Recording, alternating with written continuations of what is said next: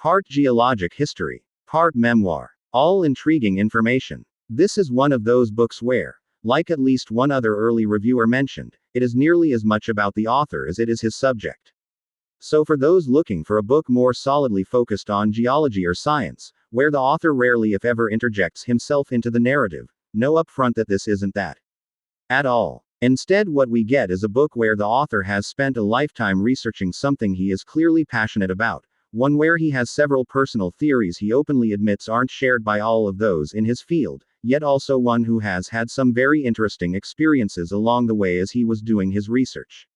This narrative encompasses all of the above and more.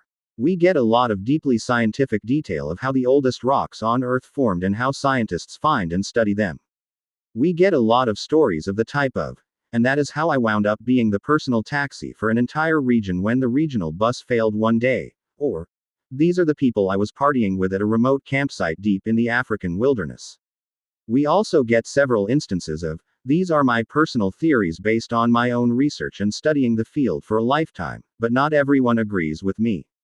In other words, a fascinating look at a topic that some could consider quite dry indeed, but which Lamb brings to life with both his own life and his passion for the subject.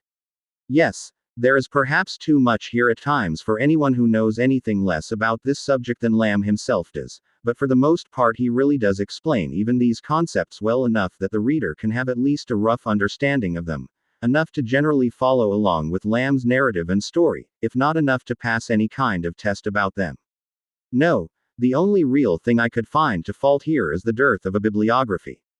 Yes, I recognize that this tale is at least part memoir, but still, there is enough geology and objective nonfiction here that just 12% bibliography still seems lacking, even if much of the objective nonfiction is based on the author's own research.